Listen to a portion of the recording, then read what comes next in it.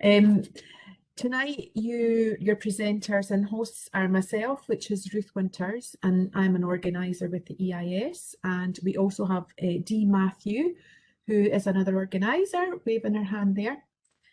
Our third presenter is going to be Stephen McCrossan, who's an area officer covering several of our local associations. And we also have our health and safety oracle in the background in the ether, Dave McGinty, who will be around to help us out if we need it.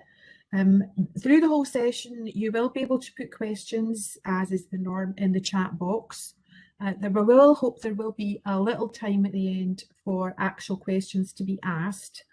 If they've got any really complex questions that we won't have time to answer, you could put them in an email, and I'm sure Dee will really help me out here actually, if Dee could pop our email addresses into the chat box so you can take a note of those.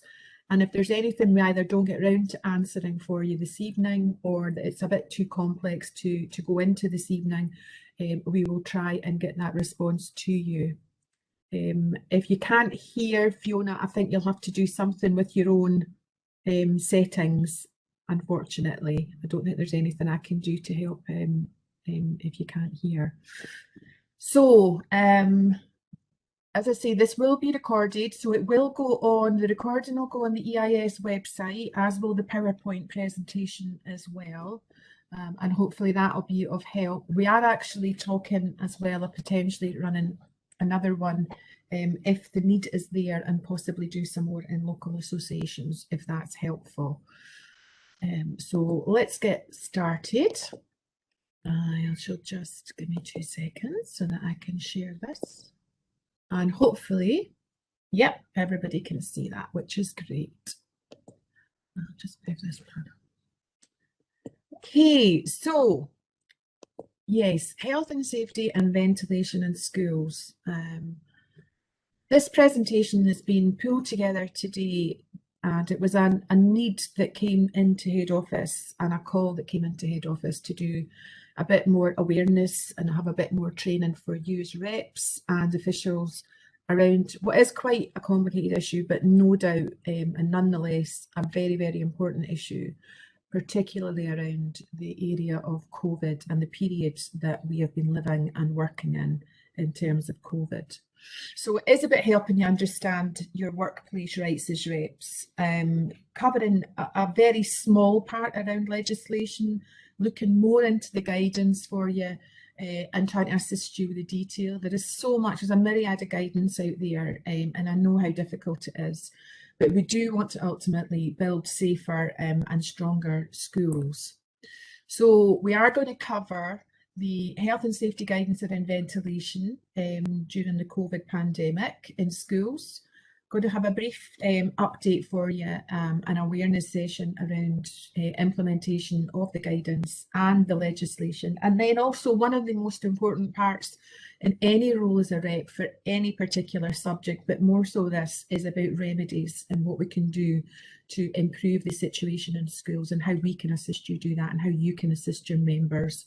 And then understanding the importance of a collective response, as in everything. That is always the best route to go, is a collective response as a trade union, and underpin the safe working conditions. So I'm going to deal with the legislative matters. It's not always the most spectacularly sexy issue, health and safety and legislation. However, it is really, really important that we understand that legislation is there. Now, it's not just there to exist in the ether, be on a website. It's actually there to assist in workplaces and in schools. And it was actually built and gained on the backs of a lot of other people like us, trade unionists, who've actually forced governments in past times, and are still trying to do so, to get legislation there to give some meat to the bones of trade unionists and workers having their rights and having a safe working environment. So there is a lot of legislation which is general legislation out there, and there are some legislation covering health and safety in schools and guidance. A lot of the legislation also has an approved code of practice, which does have legal standing, even though it's not the same, quite the same as as legislation itself.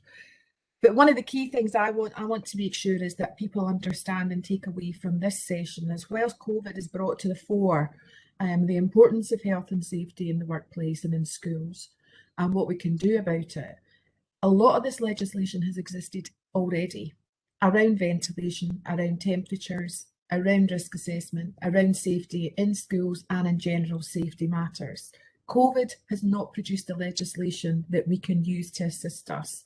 It is actually the legislation that's always been there. The guidance is in the main what's changed around COVID. So if nothing else, in a positive sense, it's brought around the fact that people should be reminded that health and safety legislation is there for you. It's a tool that you need to use. It doesn't cure everything. A lot of people think when you say legislation, it means, well, the legislation says, well, it does say, but there's usually a reasonably practicable, there's a thing. So some of it still can be used to help, but it's not the answer to everything. And that is why we go back to the collective issue. I'm absolutely adamant that in every school, we should have an EIS health and safety rep separate from the rep in the school.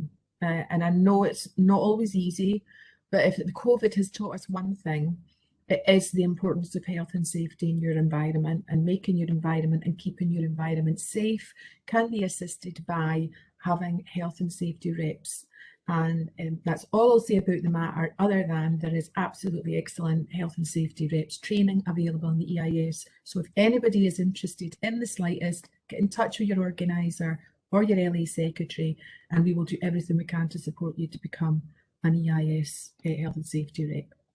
So this training session is in the context though of COVID and ventilation.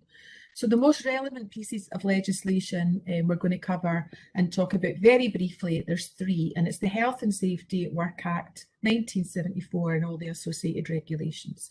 And this is the one that most people will have heard of. It is the mainstay of health and safety in the workplace.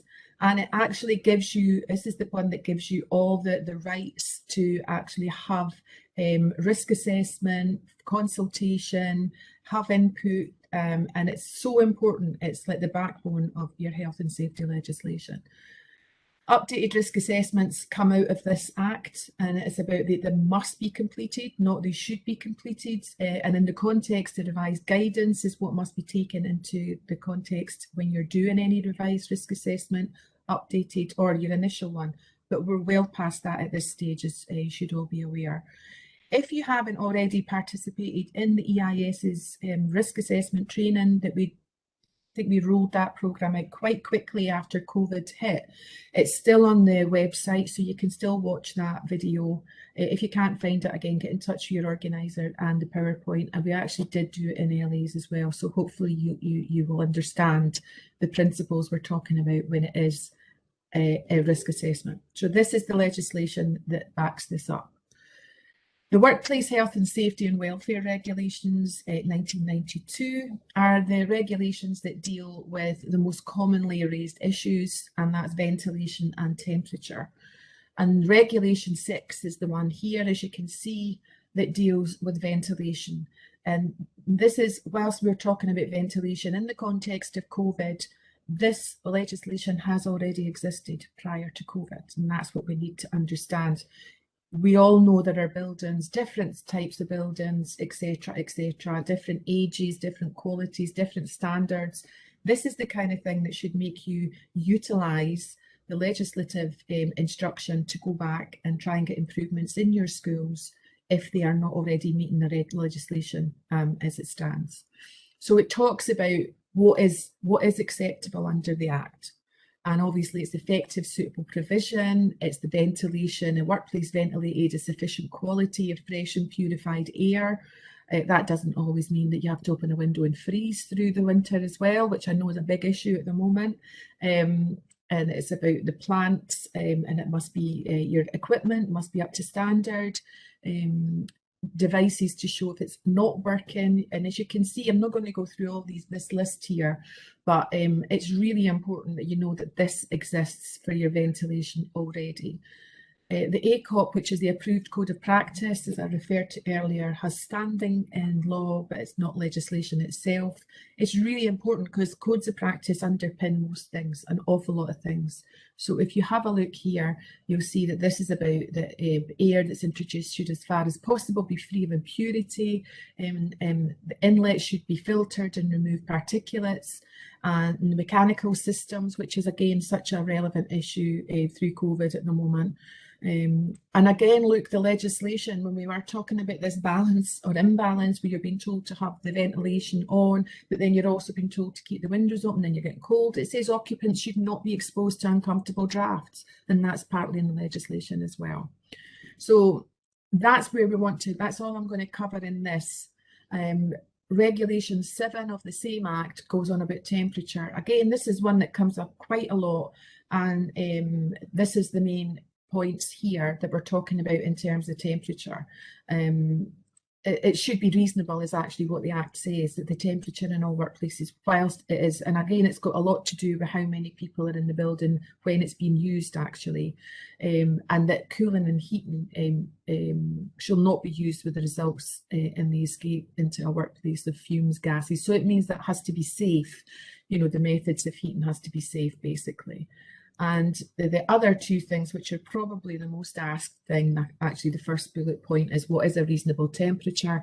And again, in the code of practice, it defines it normally at least 16 degrees and the length of time people are likely to be there. The second bullet point on this page, which is about the school premises regulations 1967, includes the provision for minimum temperatures in different areas. Now, I think Dave will correct me if I'm wrong, but I don't think there is a maximum temperature. But I've not put in at the moment the handbook because it's quite lengthy, but you can find the health and safety, the EIS health and safety handbook on the website under the health and safety section. And all of this and any more detail you might need is actually in that handbook. It's really comprehensive. So again, the last one I would deal with the Management of Health and Safety at Work Regulations 1999, and Regulation 3 covers risk assessment around the whole cottage industry issue. And again, this is going back to the training we did previously. Your employer is obliged to provide you with a safe place of work and use a risk assessment to do that. The risk assessment has to allow you to identify the hazards, and then the risk factors, and then mitigations that you would use after. And there are the 5 sacrosanct steps to risk assessment: identifying the hazards, deciding who might be harmed and how, evaluating the risk and decide on precautions, and that's the most important thing. Record your significant findings and review your assessment of up to date and update that if necessary. So you'll see that the risk assessment part, you hear a lot about it through the COVID-19 pandemic. But the one thing I will say is it may feel like you're being asked to reevaluate risk assessments, check this, check that, but that is essential in ensuring the safety of our members and your pupils in schools and anybody else who works in schools or comes in and out of schools. And that's why actually having a dedicated health and safety rep in your school can really help as well. So that's the legislative part as much as I'm going to cover at the moment. I'm now going to hand you over to Stephen McCrossan, Area Officer, who I'm sure a lot of you already know. And Stephen's going to deal with the main bulk of the presentation in terms of guidance around ventilation in particular. Okay, Stephen. Hey, thanks, Ruth. Like thermal comfort, everyone has their own level of room ventilation that they're comfortable with. Most will likely simply open your windows to let fresh air in, and then having to close them again when the room temperature drops. Whichever method you use, adequate ventilation in a classroom is always important.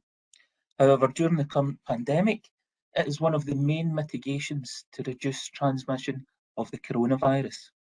Good ventilation is a balance between making sure classrooms are warm, but keep enough flow of air going through an area. Whenever we consider why ventilation is so important, we have to appreciate that COVID can spread from an infected person's mouth or nose in small liquid particles when they cough, sneeze, speak, sing, or breathe. Now, these particles range from larger respiratory droplets to smaller aerosols, Current evidence suggests that the virus spreads mainly between people who are in close contact with each other, typically within 1 metre. A person can be infected when aerosols or droplets containing the virus are inhaled or come directly into contact with the eyes, nose, or mouth. The virus can spread in settings where people tend to spend longer periods of time, and this is because aerosols remain suspended in the air or travel farther than 1 metre. Ventilation is the process of replacing stale air with fresh air. Effective ventilation removes stale air, which may contain COVID-19 aerosols, and brings in fresh air containing more oxygen, less carbon dioxide, that's CO2, and water vapour and fewer microbes. Achieving good ventilation is all about understanding ventilation systems in the workplace and checking how well they're performing in removing stale air and bringing in fresh air. Ventilation systems can be natural, with fresh air coming through open windows, doors, or air vents, or mechanical, with fans and ducts bringing in fresh air from outside. Now, this leads us on to risk assessment process and ventilation itself. To ensure that the importance of ventilation is understood and effective ventilation achieved, a collaborative approach should be adopted by management and members using the risk assessment process.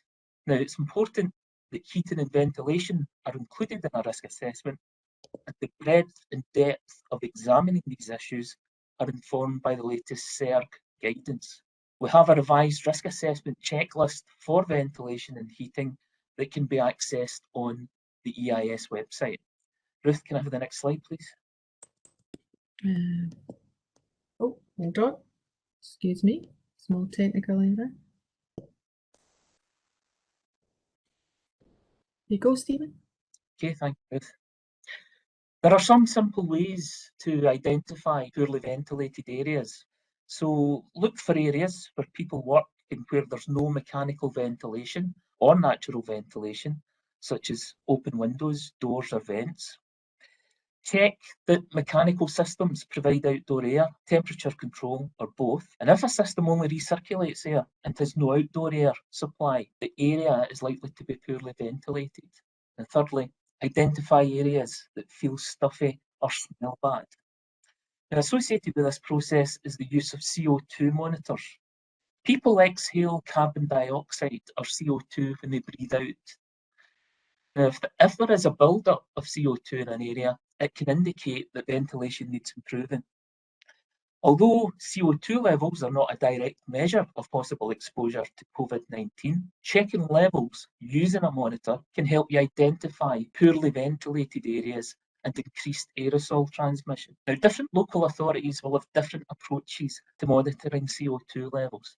And there are both mobile and fixed monitors and different makes of monitors with a range of enhancements and features. However, it's important that you are clear on what has been agreed at your local level as to the role and responsibilities of individuals within your school. And your local association secretary will be able to help clarify this. However, there are some generic principles that should be understood at school level to help inform risk assessments. Local authorities and other providers should ensure that the information they gather as a result of these CO2 assessments is used to inform actions to improve ventilation in schools where required. Now, this may include, for example, remedial works where appropriate. So, for example, accelerated maintenance to remedy windows that won't open, and providing further guidance to users, for example, on the regularity of opening of windows. When we use CO2 monitors, we need to consider how to get the most accurate readings from them. Now, instantaneous or snapshot CO2 readings can be misleading. So you should take several measurements throughout the day, frequently enough, to represent changes in use of the room or the space. Then calculate an average value for the occupied period. In larger spaces, it's likely that more than one sampling location will be required. Take measurements at key times throughout the working day and for a minimum of one full working day to ensure your readings represent normal use and occupancy. Record CO2 readings, number of occupants, the type of ventilation you're using at the time, and the date. These numbers will help you use the CO2 records to decide if an area is poorly ventilated. Now, leading on from this, the measurements can also help you take action. The amount of CO2 in the air is measured in parts per million, or ppm. CO2 measurements should be used as a broad guide to ventilation within a space, rather than treating them as safe thresholds. Outdoor levels are around 400 ppm, and indoors, a consistent CO2 value less than 800 ppm is likely to indicate that a space is well ventilated. On average, an average of 1500 ppm CO2 concentration over the occupied period in a space is an indicator of poor ventilation, and you should take action to improve ventilation where CO2 readings are consistently higher than 1500 ppm. However, where there is continuous talking or singing or high levels of physical activity, providing ventilation sufficient to keep CO2 levels below 800 ppm is recommended. Ruth, can we have the next slide, please?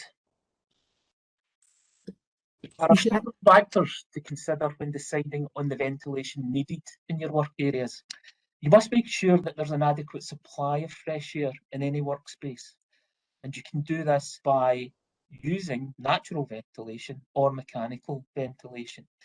Now, there may already be different types of ventilation around your workplace. It may help to make a list of areas in your workplace and how they're ventilated. Floor design plans may help with this, but alternatively, you could walk around the building and make a note of each area and how it's ventilated. And consideration should be given to remembering to include changing rooms and areas used for breaks, such as canteens. If you can't tell easily how an area is ventilated, it may be because it is poorly ventilated.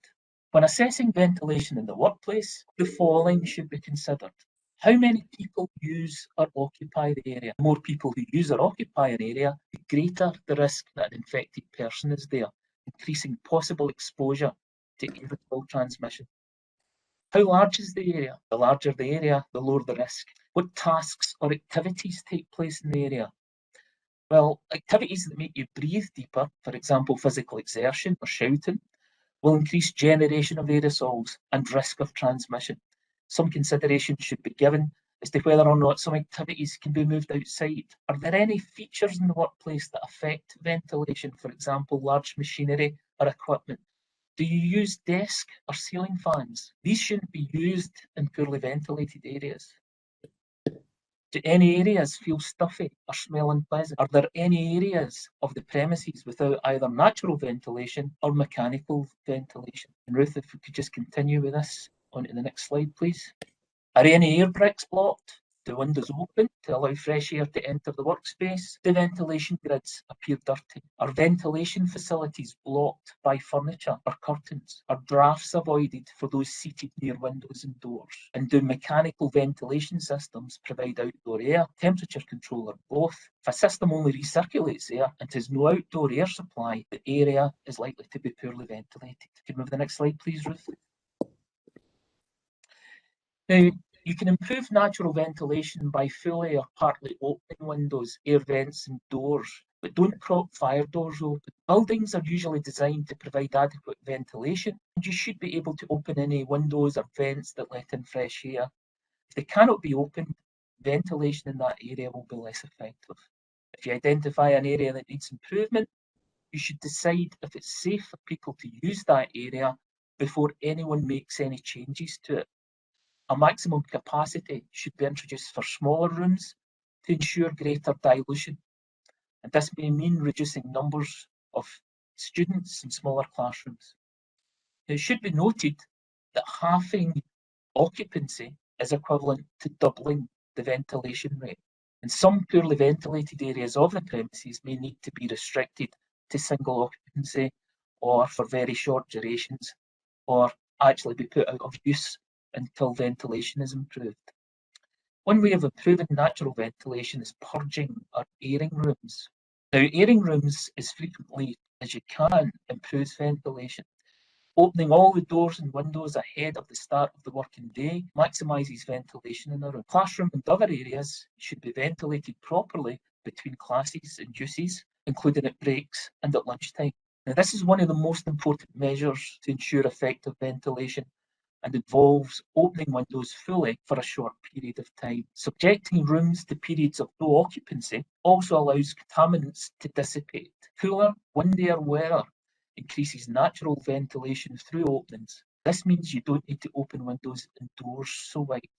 Where mechanical ventilation systems are in place, ventilation should start ahead of the working day and continue after classes have finished, as cleaners and other maintenance staff will be working in those rooms. Air handling units should be set to maximise outdoor air over recirculated air. Rooms should be cleaned regularly to reduce recirculation of any virus deposited on surfaces and absorbed on dust. Now, it's also important to remember that talking to your members about improved ventilation is important, because making sure that an area has enough fresh air relies on members playing their part. Contacting members and explaining the importance of adequate ventilation can allow them to play their part in reducing the risk of COVID-19 transmission. Can we have the next slide, please, Ruth? Mechanical ventilation brings fresh air into a building from outside. Considering maximising fresh air, well, mechanical systems will provide adequate ventilation if they're set to maximise fresh air and minimise recirculation. If your system draws in fresh air, it can continue to operate. On occasions, you may need to increase the rate or supplement it with natural ventilation. Consideration could also be given to extending the operating times of mechanical ventilation systems to before and after people use work areas. When looking at recirculating air, recirculation units, and that includes air conditioning, can mask poor ventilation as they only make an area feel more comfortable. It's better not to recirculate air from one space to another. Recirculation units for heating and cooling that do not draw in a supply of fresh air can remain in operation as long as there are a supply of outdoor air. And this could mean leaving windows and doors open. Can I have the next slide, please, Ruth? Now, providing adequate ventilation doesn't mean people have to work in an uncomfortable, chilly or cold workplace. Regulation 7 of the Workplace Regs states that the temperature in all workplaces inside buildings shall be reasonable during working hours. A reasonable temperature is defined in the accompanying approved code of practice as that which provides reasonable comfort without special clothing and should normally be at least 16 degrees centigrade or at least 13 degrees centigrade, where much of the work involves physical effort. The approved code of practice stipulates that where maintaining these standards are impractical, then employers must take all reasonable steps to achieve a comfortable temperature as close to them as possible. Now, once again, risk assessments should be able to determine the adequacy of heating requirements in schools, and the following checkpoints could be utilised. Is the temperature above the regulatory minimum in the morning? Is the temperature in workspaces regulated by thermostats? Are reasonable room temperatures maintained by the heating system at all times during the working day? Are sufficient numbers of thermometers provided? Are temperatures regularly monitored? Now, there are simple steps that you can take to make sure your workplace is adequately ventilated without it being too cold. Windows and doors partially open can still provide acceptable ventilation while keeping the workplace comfortable. Opening higher level windows will probably create fewer drafts. If the area is cold, you could relax dress codes so that people can wear extra layers and warmer clothing, and you should only use fan convector heaters if the area is well ventilated. A further consideration may be the need for higher heating settings to support greater ventilation and purging practices, and adjustments to timings where required. And with the next slide, please, Ruth. The following video can be accessed on YouTube and summarises the key principles of adequate ventilation with regard to COVID transmission. Coronavirus, COVID-19, spreads through the air. You can catch it if someone with the virus coughs or breathes on you. The virus can build up in badly ventilated areas. This increases the risk of infection. Good ventilation is one of the best ways to fight COVID-19 in the workplace. It reduces the amount of virus in the air. Good ventilation can be natural, letting fresh air in at windows and doors, mechanical, using fans or ducts to bring fresh air inside, or it can be both. Ask yourself, which occupied spaces could be poorly ventilated? Walk around your premises. Look for areas that smell bad or stuffy, or that don't have mechanical or natural ventilation. Also, look for areas that are busy, especially when it's for a long time, or small or cramped areas. CO2 monitors can help you assess if a space is well ventilated or badly ventilated, but monitors can only help you decide if there's a problem with ventilation in part of your workplace. They can't help you fix the problem, but it can tell you if your ventilation is working properly. Remember, ventilation doesn't mean you can forget about other COVID-19 controls. You can improve natural ventilation by opening windows and opening doors. You can improve mechanical ventilation by understanding how your systems work and by making sure they're working properly. Don't rely on recirculation units. They don't bring in fresh air. They just move air and COVID-19 around and will prevent you identifying poor ventilation. If you have no mechanical or natural ventilation and no way of fixing this, use air cleaning or filtration units. But keep windows and doors open as much as possible. Don't forget any vehicles your workers use. Driving or parked, ventilators on and windows open.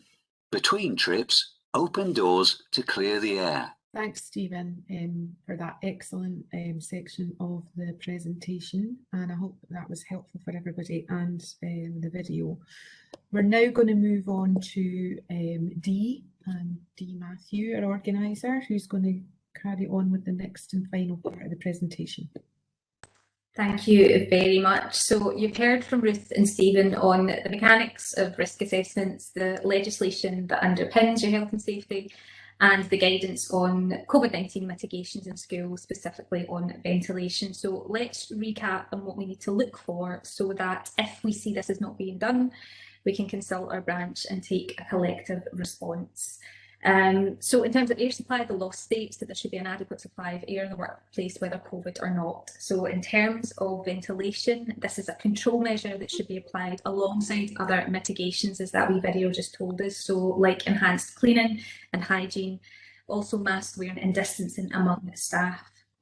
Ventilation must be included in your risk assessment, which should be available to all staff so that they can identify poorly ventilated areas, they can assess the risk of aerosol transmission, and they can make adjustments or take steps to improve ventilation if required. As Stephen alluded to, and as you've seen in that video as well, there are ways to improve ventilation which you'll already be doing, and that's the air purges between classes, opening high windows and air vents, and wedging open doors, but not fire doors, unless they're self-closing, and that's got to be with a review of the health and safety fire risk assessment. So remembering a couple of things as well, ventilation decreases the risk of aerosol transmission, but not droplet, so that's close contact, and not contact, so that's surfaces. So these mitigations still need to be in place. Also remember, as Stephen said quite clearly, ventilation must be balanced with maintaining inside temperature. Remembering that we're getting close to winter, so you know, there's a change in behaviour in the winter months, and that key minimum temperature of 16 degrees centigrade. So in terms of your CO2 monitors, as the video said, these are a good indication of whether there's enough natural ventilation from doors and windows, but it doesn't fix that. Also, local authorities should have had this in place by October. So if you're sitting there and you haven't seen a CO2 monitor, then you need to speak to your local association secretary, sharpish, and I'll circle back to that again.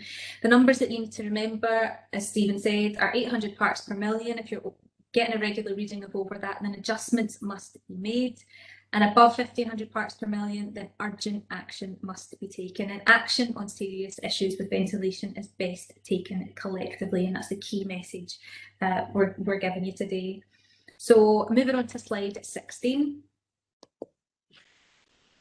Thanks, Ruth. You should have been having branch consultations over the contents of your risk assessments. For some of you, actually since spring 2020, but definitely since August 2020.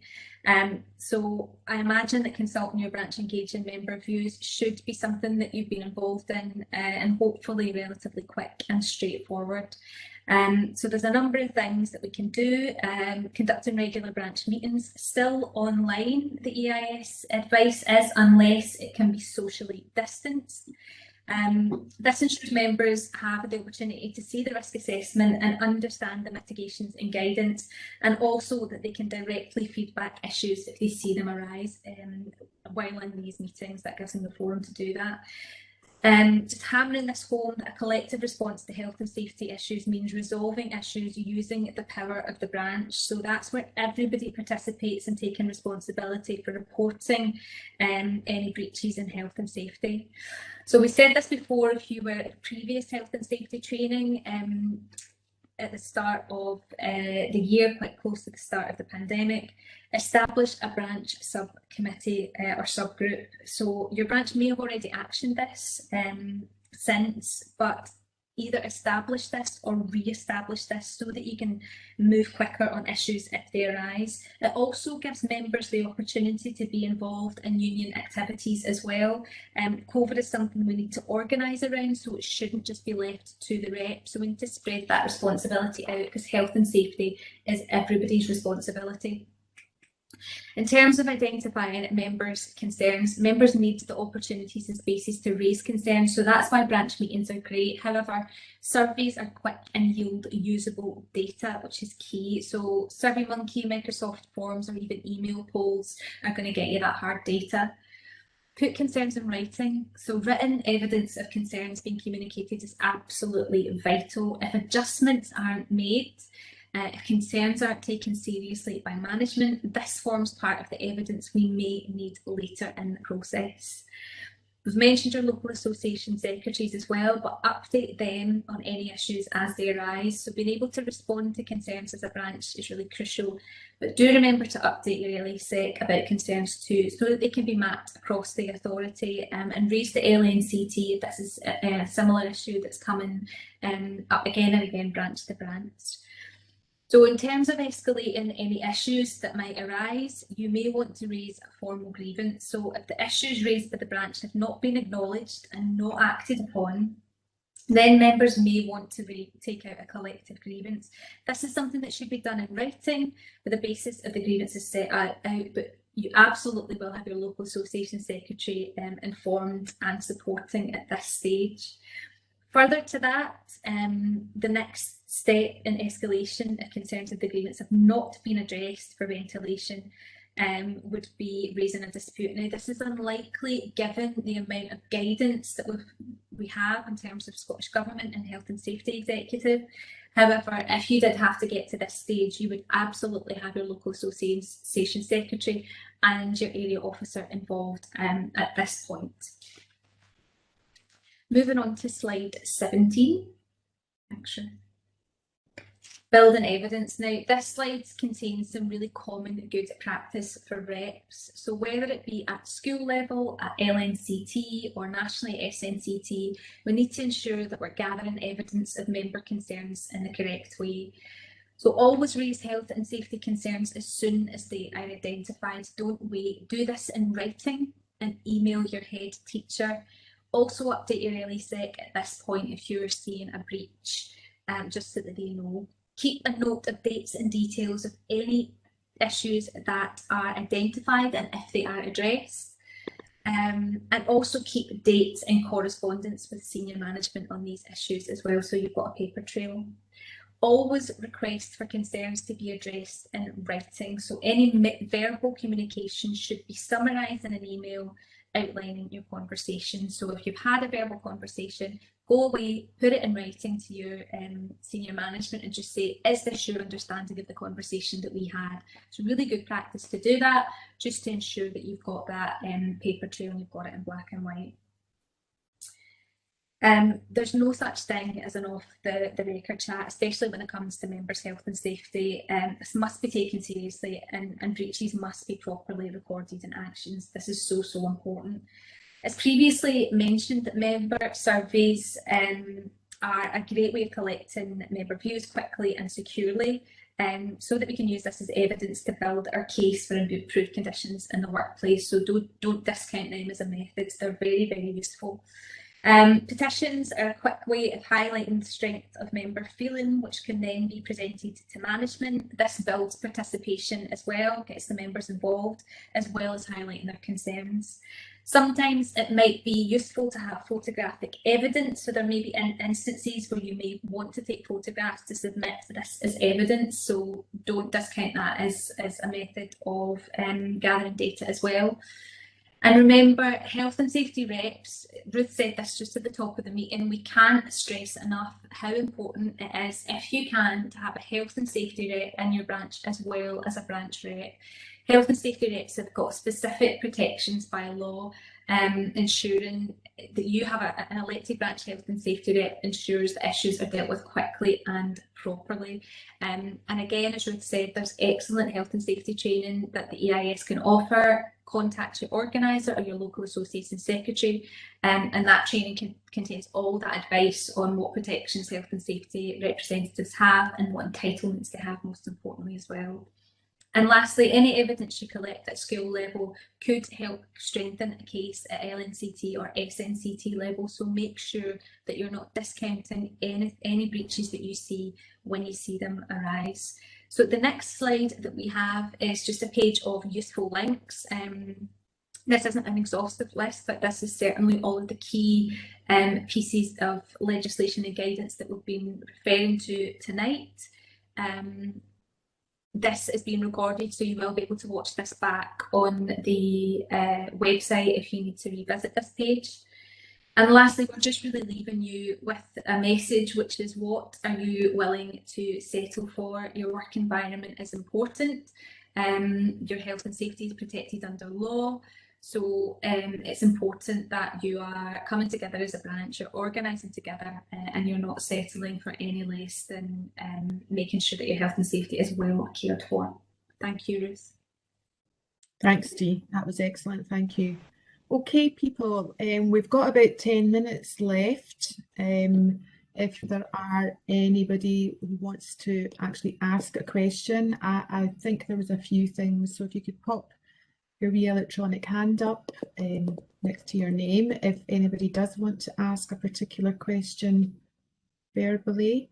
I know there's been quite a few in the box, and hopefully they've been getting answered as the presentation has gone along. Nobody got any questions here?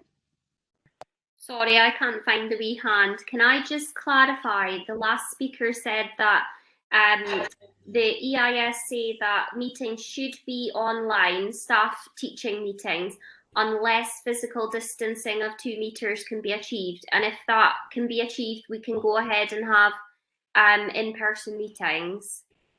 That is the current guidance that the EIS are given. Yeah, absolutely. And it's, yes. Anybody else got any other questions they want to come in? Okay. I think there was a few hands up. I see Charlie Putton and Amy Gallagher. I'm seeing them now. I'm seeing them now. Sorry, I'm just with the scrolling them down. I don't know who put them up first, so you'll have to bear with me in terms of who I'm taking, because I don't know who was here. But I've got Mrs. Armstrong. Sorry. Hi there. Name. Hi. Hi. I typed it further up in the chat, but then it got lost. Our members are, we've got one CO2 monitor per 2 rooms, and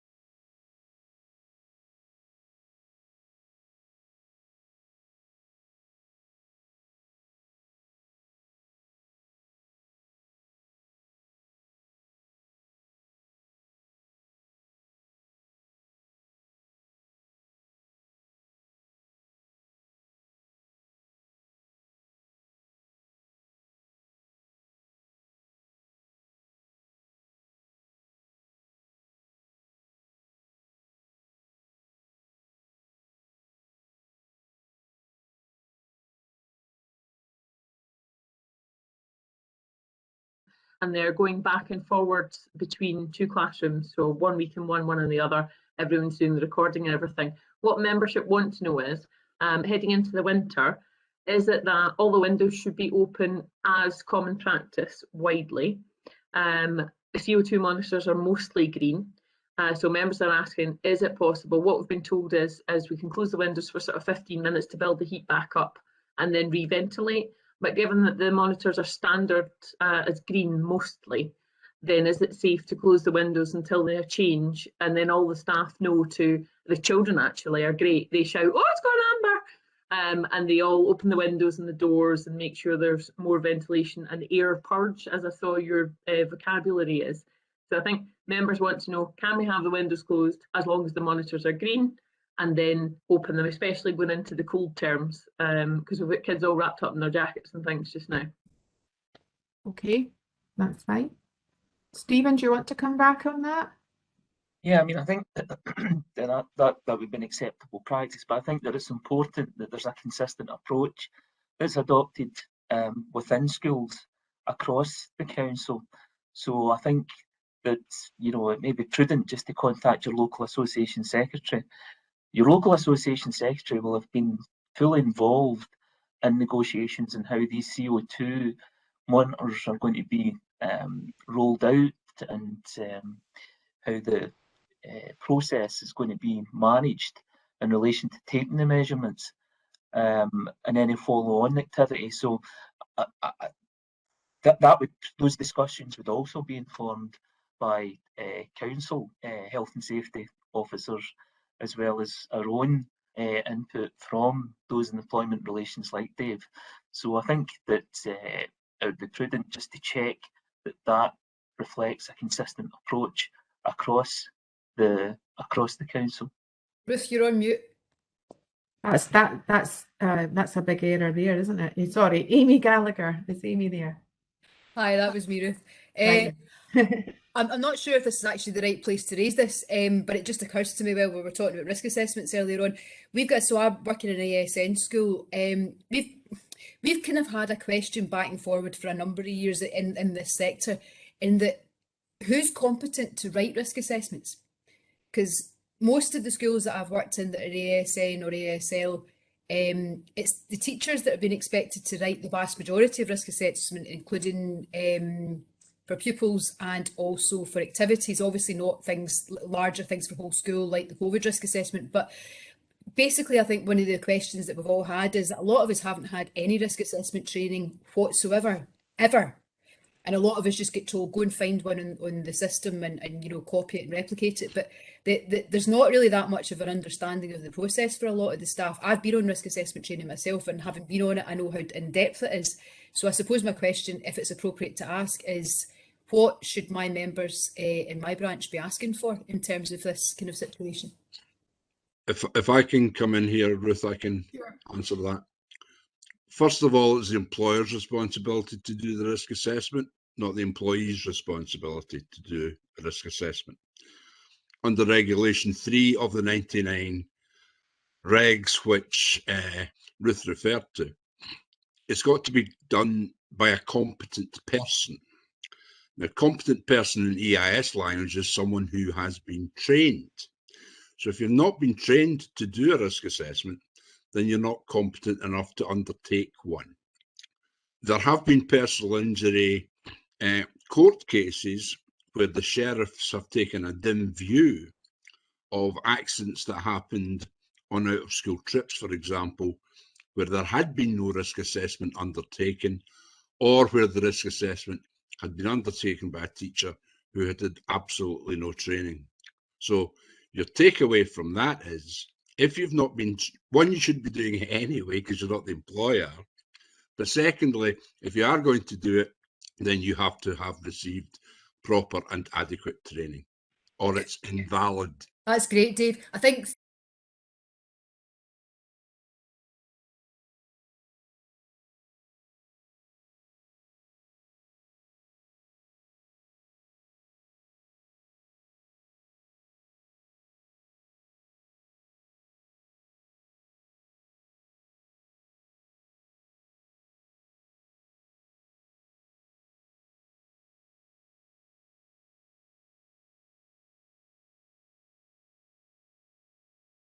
every ASN teacher is writing pupil risk assessments and outing risk assessments. They're certainly not doing anything, as I say, with regard to the larger community, but for that, they're certainly writing pretty much everything else. And as I say, that there's varying quality in that, because some people are more skilled at it, some people have done it before, some people have no training and no understanding whatsoever.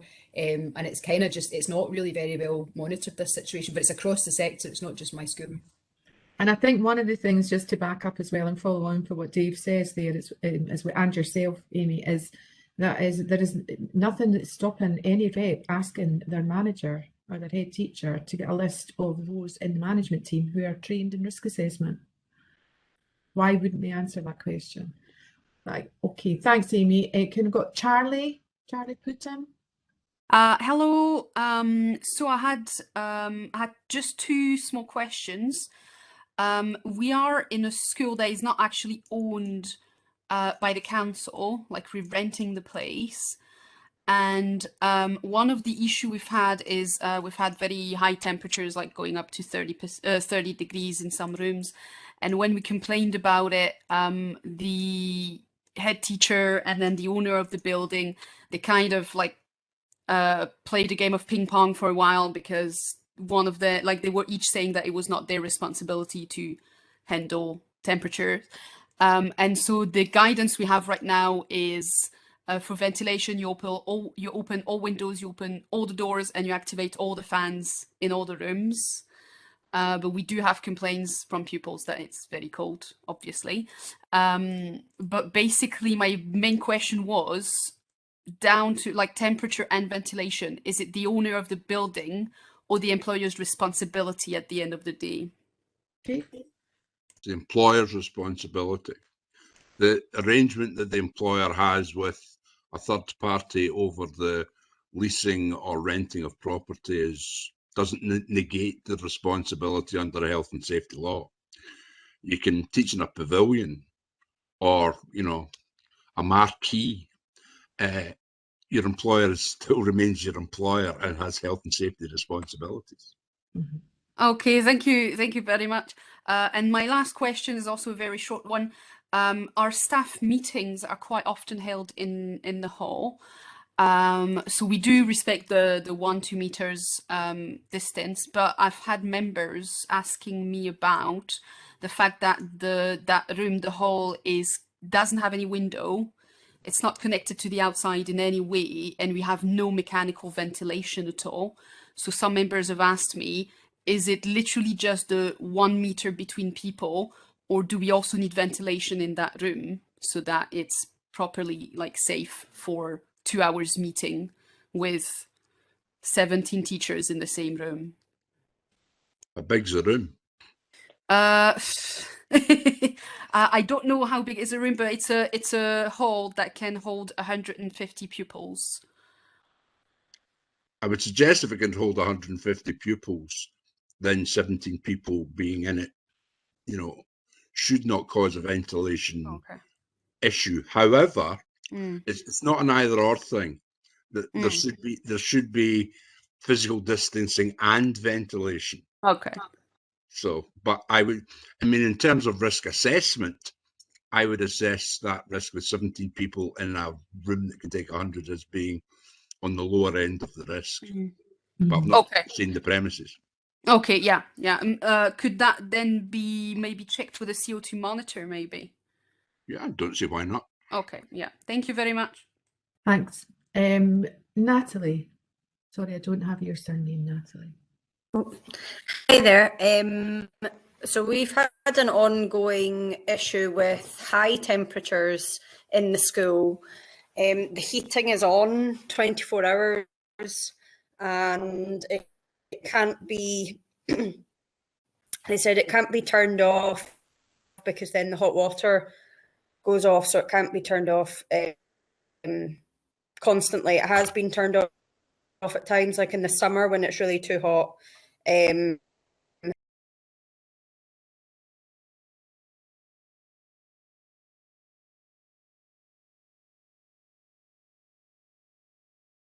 So the LA secretary has been involved. They've now, only when a parent complained, they have now decided, or we'll put the heating on a timer, and they came out to measure the temperatures. So we have got already thermometers, and in several classrooms, you know, it's 27, 28, up to 30 degrees, and we've only got tiny, like the windows only open a tiny amount, so the temperature doesn't drop much over the day at all. We've also got a pregnant member of staff, and so she's been putting like ice packs on her. So they have been out, measured it for a week, and they've then sent an email saying, oh no, average is like 23 degrees, so it's fine. And then, so it's just like they're implying we're lying about it being a very high temperature. So I just wondered, like, the next steps, do I just keep measuring the temperature and get back to them when it is really hot again? Because it fluctuates. Sometimes you might have a day and it's 23 and you're like, oh, that's really nice. And then other days you go in and you don't know what you're meant to wear because it is absolutely roasting hot. Can you help there, so yeah, Dave? it was just kind of next steps I was wondering about for that. I mean, I think what your next steps would be to continue to monitor it. In all these cases where we've got to make the case, we've got to build the case, so we've got to collect the evidence. You've also got the right to challenge their evidence, to ask them to demonstrate how they arrived at their average figure, so that you can, if you like, check their working. So I would ask them to demonstrate how they arrived at their figure, and I would continue to monitor.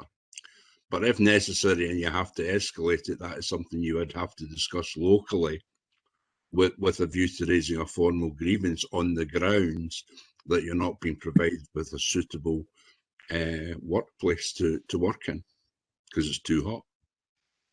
Okay, thank you. Okay, next question. We've got right, we've got 4 more left, and then I'm going to have to draw it to a close after that because we're kind of almost running over time now. But Lorna, you're next. Lorna. Hiya. So we're lucky in that we've got CO2 monitors in every classroom. However, nobody actually monitors. There's nobody officially responsible for monitoring, you know, if the numbers go too high.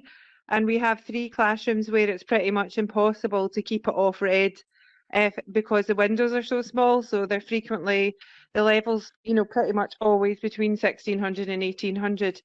And our kind of boss has just said it's because we've placed them near the heater, but when the kids go out of the room over playtime and lunchtime, we can get them to go back to green. But other than that, it's impossible to have them kind of in the safe zone. So it was just to ask, it says in our risk assessment, if it goes to red, we have to seek technical help, but we've not as yet been able to get an answer as to what that technical help would be. Depending on where you are in Scotland, that will involve contacting the property department of your council to get them out to instigate some remedial work. I mean, as a rule, if it goes into the red zone, some remedial action should be taken after 10 minutes. Okay. Now, I was at a meeting earlier on today with council representatives and others. If you drop me an email privately after this, I will raise that concern with them, because we were asked to, on the QT, bring to the attention of Scottish Government and COSLA areas where either CO2 monitoring wasn't being undertaken or where there were ventilation issues.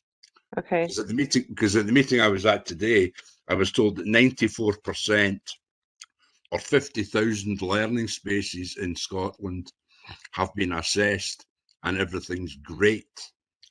Okay. So if everything is not great, I am more than happy to feed back in to Scottish Government and COSLA officials. Obviously anonymised, your name will not be mentioned, your school might, but I can certainly take that forward on your behalf. Okay, thank you. Thanks. Thanks, Dave. Paul? Thanks. Lorna just answered one of my questions there about the constant red monitor. Our monitors don't have numbers on it, it's just green, amber, red. And ours is often red, even fully ventilated, or as fully ventilated as we can get. So that kind of answered that anyway. The second one was regarding temperature. We don't have access to thermometers. We don't know the temperature of our rooms. And it was asked in the chat, who's responsible for providing thermometers so that we can measure the temperature? I'm going through the checklist with my head teacher tomorrow, the one that was sent last week, I think. And we both stated concerns about the 16 degrees. We just don't know if it's above or below 16. Some days it's cold, some days it's not cold, but we can't, technically say, we can't officially say it is at this degree. So Thanks. Thanks, Paul. I'll go back to you in 2 minutes, but I mean, the default position is it is the employer's responsibility to provide the thermometers. Now, you're maybe now going to get into a spat between the head teacher and the council as to which budget they're going to use. Frankly, I don't care. All I care about is that there are thermometers in that building to measure ambient temperature. Thank you. But I'll give you chapter and verse in just a minute. Okay, thank you. And put it in the chat. Thanks, Steve. Claire. Thanks, Ruth. Yeah, I am monitoring CO2. I have been monitoring CO2 for months now, from before the summer holiday to afterwards. Sorry, my dogs suddenly want to speak. I know we don't have a problem, particularly with ventilation, and because we've tracked it, we know that our peaks are just before break time, just before lunchtime, just before the end of the day, and we have put in place the number of windows that need to be opened, the purging of air at break time, lunchtime, and before school, maybe a break in the afternoon. But even with all those mitigations in place in our school, we are watching children passing COVID to each other in the classroom. I hope that you're not going to tell me, like Health Protection Scotland, that it's come from the community, because it's clear it has not come from the community. It's one child passing on to the other. So my main issue is really that I think that we've got too many people in the building. We've got too many children in our classrooms. We can't stay away from one another. We have to have the children very close to one another. And I would just like my union basically to be so making this point really that even with the greatest will and everybody using the mitigations, using the risk assessments, trying to do their best for each other and their children, COVID is in the school and there's nothing very much we can do about it unless we reduce numbers of pupils in the building. Okay. I mean, I don't know if any of the others want to come in, but I mean, what I will say is nobody's pretending, Claire, that any of this, at any stage whatsoever, and I'm talking from the beginning of COVID to now, that any of us have had a magic wand to try and resolve it. And it's one of the reasons why I think Dee's part, in particular section, covered the collective response, because sometimes that's what it has to take. Now, in terms of the national position and guidance, the union definitely, I mean, I know for sure, has been trying its best to put forward the views exactly as you're saying, to try and get the guidance that comes out for Scottish Government to take this into account. Unfortunately, we've not always been listened to, and that's the reality. And I think part of it, I think we all know, and certainly as organisers, when we're meeting members continually and officials, know how worn down teachers are by trying to get these things resolved, by feeling like they've done all this already and now they're in a situation where they feel they're not being fully protected either. And all we can do is keep at it in reality, because I won't try and pretend to you that, you know, unless there's action that we're going to take, then it's about keeping at it and trying to resolve it, because it does, I know, I really appreciate it, must feel for you all like no matter what, and when you do it all right, there is still an issue. And I know that we'll certainly take that back from tonight as being a strong message, because whilst you're the one saying it, I saw the thumbs ups coming up on your wee picture from other people. But I don't think the EIS and the reps and the LE secretaries and the general secretary and the national and the officials are ignorant of it. We're just trying to find a way to resolve it. And unfortunately, at the moment, we haven't. But thanks very much, Claire. I totally appreciate your point. Thank you. Kim, and then we've got Jim, and then we'll call the questions to a halt. Thank you, Ruth. It's actually Oscar. Kim's my wife, but I'll have to use her. All right.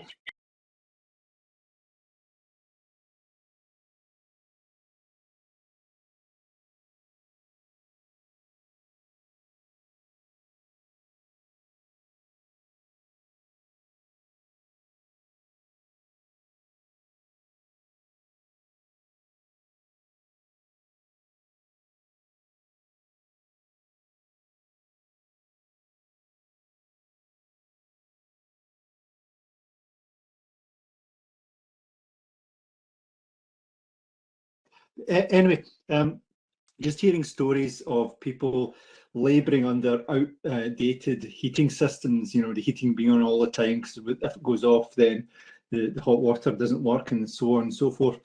This would maybe be for futures, as we are concerned with health and safety, and as you say, our employer has a duty of care for our well-being.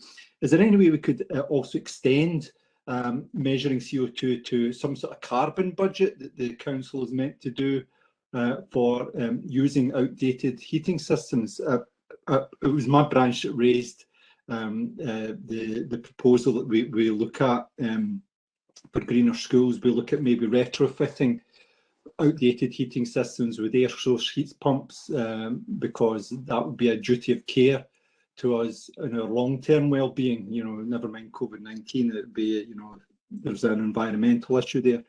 Is there any way where health and safety could be extended to measuring how much CO2 gas burning heating systems are using, and maybe hold council to account to update these outdated heating systems? Thank you. Thanks, Oscar. Again, if nobody is going to come in else, I think that's it's certainly an excellent angle to be looking at, and it's one of the reasons why I think it's imperative that we have health and safety reps, because that's the kind of thing that health and safety reps, not just at school level, by the way, at LA level, so that you've got somebody who can take it up. And I know that it's working. They can usually, for instance, if you've got a local association who's got an association health and safety rep, and they can get a seat on the local authorities health and safety committee, and that's where you would be trying to get some cross-department working, which is not always easy, again, I appreciate, and looking at the greener policies of the authority, in whichever authority you're in, and doing some work on that. And I think that's certainly an excellent aim. I don't know if Dave knows of anything else rather, you know, that's in legislation that would help that, other than the fact that health and safety rep has a right to sit on certain committees, can take forward certain issues, and they have more weight than a normal rep has in these areas. I hope that helps a wee bit here, Oscar. Yeah, I mean, I think it's an important contribution there. I've actually taken a note of that, because I think that it's important that we use our own internal EIS structures to evaluate that type of suggestion and see whether or not you know, we can gain some momentum in spreading the use of those CO2 monitors, because they shouldn't just be there just for COVID. And I think that would certainly a very interesting point to look at, and to see whether we can progress it within our own mechanisms. So it'd be an interesting potential motion to the AGM, perhaps, Stephen. So that's maybe worth having a look at, Oscar, as well. Thanks, Stephen. And finally, Jim Halfpenny. Thanks, Ruth. I think just as a final point, I've been looking at the chat, and a number of colleagues have been indicating that they're getting CO2 monitors between two classes, or they're getting them every 2 weeks or what have you. And this is nonsense. The Scottish Government has given out money to councils for this very purpose. And as a consequence, in Western Bartonshire, we are now expecting and getting a CO2 monitor for every classroom. And I think that everybody should be looking at that. And if they're not getting it, they should be asking their council, where has the money gone? That's, I think, a key to the present situation in terms of CO2 monitors. I know that CO2 monitors don't solve the problem, and it's a complex issue in terms of ventilation. but at the very least, there should be one in every classroom. Thanks, Ruth. Thanks, Jim. Okay, everyone. Some fantastic questions actually, and points, and it is also really good for us as well to hear what's going on the shop floor, as you like, as much as possible. So it's great that we've had so many. We've had nearly 90 people on tonight, which is excellent. As I said at the beginning, it's not always seen as the sexy, you know, great subject matter, health and safety, but I know that a lot of people are passionate about it, and at the bottom end of this, it's only you and us that can do anything about it when others whose responsibility it is aren't doing what they should be for it. So I just, again, it's great to see you all. If we run it again, tell your colleagues and ask them to come along, because the most successful unions are those whose members participate in their unions as much as possible and have their say in their union as much as possible. So again, if there's a problem, remember, when you're the apathy feels like there's apathy out there, remind people that if there is a problem out there, it will definitely remain a problem if you don't collectively get together, and we don't collectively get together to try and do something about it.